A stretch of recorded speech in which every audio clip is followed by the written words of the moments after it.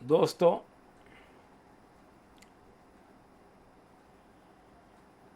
मुशाहिदा और मुकाशफा और तजल्ली, इन तीनों में निहायत बारीक फ़र्क है।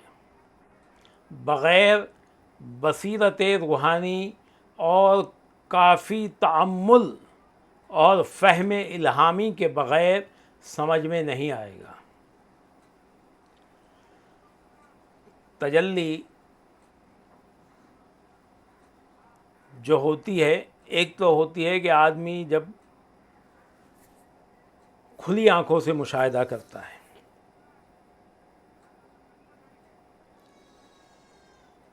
उस वक्त तजल्ली होती है।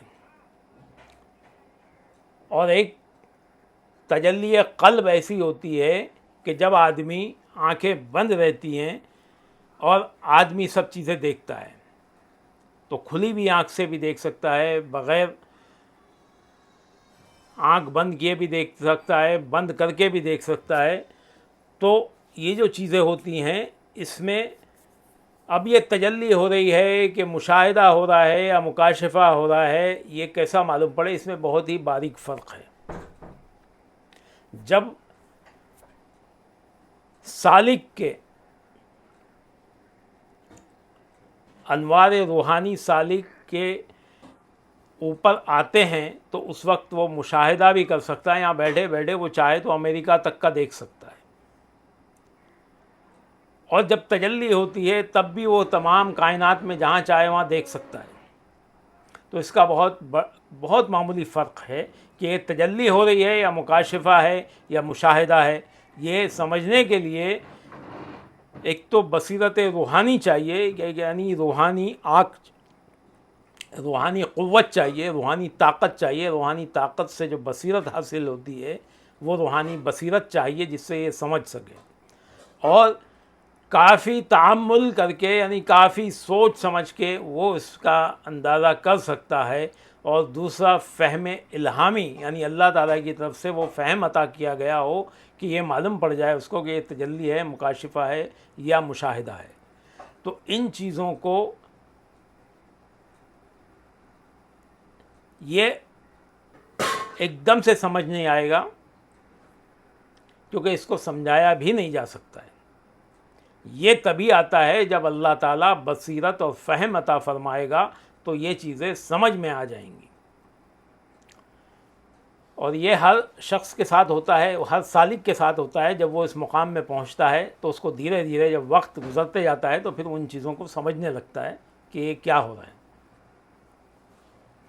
दूसरा ये दोस्तों, हमें ये भी जानना चाहिए कि तजल्ली और इस्तितार ये दो लफ्ज़ हैं जो मशाइखाने तरीक़त के यहाँ मशहूर हैं। एक तजल्ली और एक इस्तितार। तजल्ली के मानी है, तजल्ली के जो मानी है लुग़त में वो हैं कुशादा करने के, कुशादा होने के। और इस्तितार के मानी हैं पोशीदा होने के। तजल्ली के मानी है कुशादा होने के, इस्तितार के मानी है पोशीदा होने के, छुप जाने के। अब मशाइखाने तरीक़त की मुराद तजल्ली से कुशादा होना जो वो है, तो वो है हक़ का कुशादा होना। और इस्तितार से मुराद है पोशीदा होना हक़ का। मकसूद उससे ज़ात हक़ नहीं लेते हैं, यानी मशाइखाने तरीक़त इससे ज़ात हक़ को मकसूद नहीं लेते, क्योंकि ज़ात इलाही के लिए तग़य्युर व तलून जायज़ नहीं है। मसलन यूँ समझो कि अगर किसी शख्स पर कोई मसला रोशन हो जाए तो कहेंगे कि ये मसला कुशादा हो गया।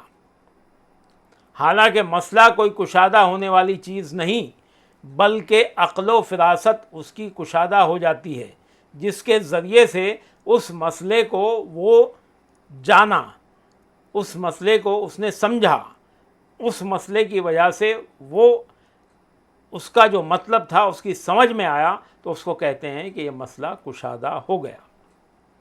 इसी इल्म के कुशादा होने को मसले का कुशादा होना कहा जाता है। और उसका नहीं जानना, उसका नहीं जानना मसले का पोशीदा रहना कहा जाएगा। यानी ये इल्मी मसला है, यानी अभी अगर कोई मसला है किसी चीज़ का, ये फ़ुक़हा के यहाँ ये मसला होता है कि अगर वो मसला उनको समझ में आ गया तो उसको कहेंगे कि मसला कुशादा हो गया, और अगर वो मसला कुशादा नहीं हुआ, वो मसले को नहीं हल कर सके, तो उसको कहा जाता है इस्ततार, कि अभी मसला जो है वो पोशीदा है। इसी तरह से मशाइखान किराम के यहाँ ऐसा होता है कि अगर वो किसी चीज़ के बारे में सोच रहे हैं तो तजल्ली के ज़रिए, फ़हम इल्हामी के ज़रिए उनको बता दिया जाता है कि इसका क्या है, और अगर वो नहीं बताया जाता है तो वो समझते हैं कि अभी हम इस्ततार ही में हैं, अभी तक मामला कुशादा नहीं हुआ है। अब ये क्यों नहीं होता है, इसकी वजह क्या है? जब सालिक का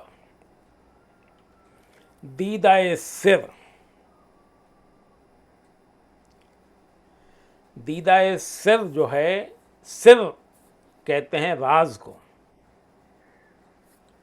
और दीदा कहते हैं आँखों को। तो जब सालिक का दीदाए सिर यानी गैबों के राज़ों को देखने वाली रूहानी नज़र, या गैब के राज़ों को जानने वाली वो रूहानी आँख जब अपनी तरफ मशगूल रहेगा तो गैब का दीदार पोशीदा रहेगा, तो उसको इस्ततार कहते हैं। यानी ये समझ लो, जब सालिक अगर अपने आप में मशगूल रहा, यानी अपनी खुदी में, अपने उज्ब में, अपने किसी भी तरह से अगर वो अपने आप को कुछ समझने लगा, तो वो इस्ततार में रहेगा। अगर वो कितना भी बड़ा आलिम हो, कितना भी बड़ा उसके वो मुफ्ती हो, मुहद्दिस हो, कुछ भी हो, वो गैबों के राज को नहीं जान सकता, वो इस्ततार ही में रहेगा, क्योंकि वो अभी तक अपने इल्म को देख रहा है, अपने आप को देख रहा है। अपने इल्म की वजह से ही, जो उसके पास उसने ज़ाहिरी इल्म है, उसकी वजह से वो उस मसले को हल करने की कोशिश कर रहा है, या उस इल्म की वजह से उन राज़ों को जानने की कोशिश कर रहा है, तो वो राज उसको समझ नहीं आएंगे। जब वो हक़ की तरफ देखेगा और उसकी मिल्क जानेगा, तो गोया उसने बशरियत सामने से हटा दी और गैब का मुशाहिदा किया। इसी को तजल्ली कहते हैं। यानी जब अपने आप को तमाम तरह से मिटा दिया और सिर्फ उसका हो गया, उसकी रज़ा में राज़ी हो गया, तो फिर उसको तजल्ली होती है और वो गैब का मुशाहिदा करने लगता है। देखो दोस्तों, हमारे यहाँ चिश्ती सिलसिले में सबसे जो है ज़्यादा ज़रूरी जो बुनियादी उसूल बताए जाते हैं, उसमें से 4 उसूल हैं तर्क के। तर्क दुनिया, तर्क उक़बा, तर्क मौला और तर्क तर्क। तर्क उक़बा, तर्क दुनिया, दुनिया की ख्वाहिशात से अपने को तर्क कर देना, यानी दुनिया को तर्क कर देना। तर्क उक़बा यानी तुम जो भी कुछ भी कर रहे हो, अल्लाह को राज़ी कर रहे हो, तो वो अल्लाह की रज़ा के लिए राज़ी कर रहे हो, जन्नत के लिए नहीं। हमारे यहाँ जन्नत को भी तर्क करना है, उक़बा को भी तर्क करना है। फिर उसके बाद अल्लाह की रज़ा में राज़ी हो जाना है, और जब अल्लाह राज़ी हो गया तो ये मुकाम और सख्त होता है। इस वक्त शैतान सबसे ज़्यादा हमला इसी वक्त करता है कि ये दुनिया भी तर्क कर दिया, उक़बा भी तर्क कर दिया, और अब अल्लाह की रज़ा में राज़ी हो गया है, तो इसको यहाँ भड़का दिया जाए। यहाँ पे सालिक अपने आप को कुछ समझने लगता है कि मैंने तो सब तर्क कर दिया, मैं तो बस अल्लाह की रज़ा में राज़ी हूँ। तो इसीलिए यहाँ पे तर्क मौला भी करना होता है, यानी उसको भी तर्क करना होता है जो तू समझ रहा है कि मैं अल्लाह की रज़ा में राज़ी हूँ। क्योंकि अल्लाह जो है वो जब तुझे चाहेगा तब तू उसको चाह सकता है, तेरे चाहने से कुछ नहीं होगा। तो यहाँ ये ख्वाहिश भी दिल से निकाल देनी है। और उसके बाद मुकाम आता है तर्क का, यानी जब आदमी इस मुकाम से भी आगे बढ़ जाता है कि मैं तो उस ख्वाहिश से भी वो कामयाब हो गया हूँ, तो मैं तो अब मैंने सब चीज़ें तर्क कर दी, मैंने तो वो चीज़ भी तर्क कर दी जिसको कोई तर्क नहीं कर सकता था, यानी तर्क मौला। तो अब आता है मुकाम तर्क का, यानी उस ख्वाहिश को भी तर्क करो।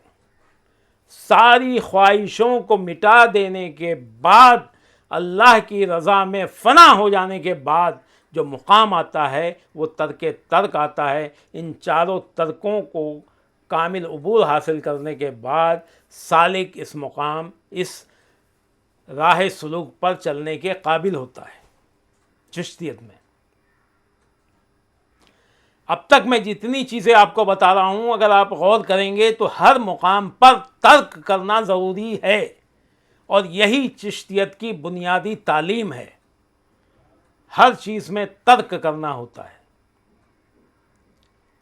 तो जब हक़ की तरफ देखेगा और उसकी मिल्क जानेगा ख़ुद को, तो गोया उसने बशरियत को सामने से हटा दिया, बशरियत की तमाम जितनी भी कदूरतें थीं उस सब को मिटा दिया और उन सब को तर्क कर दिया। तो गैब का मुशाहिदा किया, इसी को तजल्ली कहते हैं। जब ये चीज़ें हट जाएंगी तब गैब का मुशाहिदा होगा।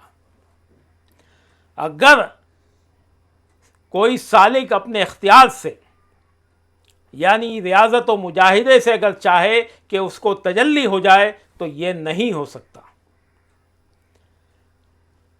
बल्कि उसको चाहिए कि तलब हक़ में रहे और रज़ाए इलाही में राज़ी बरज़ा रहे। जब उसकी मेहर होगी तजल्ली हो जाएगी। उसकी मेहर के बग़ैर, उसकी इनायत व करम के बग़ैर, उसकी रज़ा के बग़ैर, उसके करम के बग़ैर, उसकी बख्शिशों के बग़ैर तजल्ली नहीं हो सकती। चाहे तुम कितने भी मुजाहिदे कर लो, कितने भी रियाजतें कर लो।